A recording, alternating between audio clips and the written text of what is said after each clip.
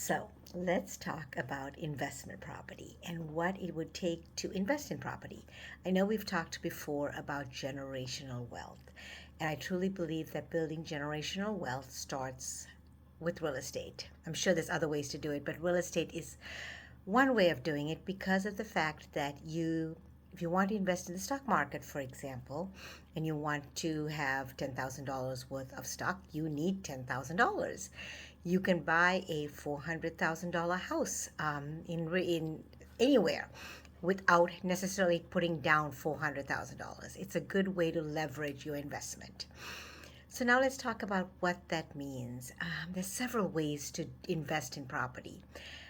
The easiest and the best way, I think, is something my husband and I often talk about we wish we had done when we were young, and that is to buy a duplex or a triplex. The beauty of that is you live in one, and the other side, let's say it's a duplex, the other side makes your house payment or can help you make your house payment. When you buy something like that as an owner occupant, you have the advantage of getting owner occupant financing.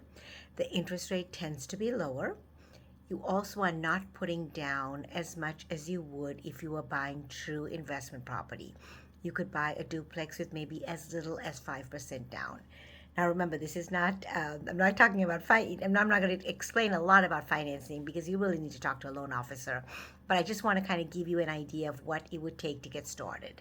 So now when you're looking for investment property, let's say you're looking for something to live in. You want to find a good area. You want to find a safe area. You also want to find a good school district if you can do that.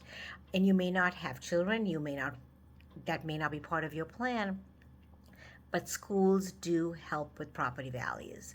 So I always recommend looking at a good school district when you are trying to find investment property or any property for that matter. So anyway, I think that's step one. I will finish this conversation tomorrow. Have a great day.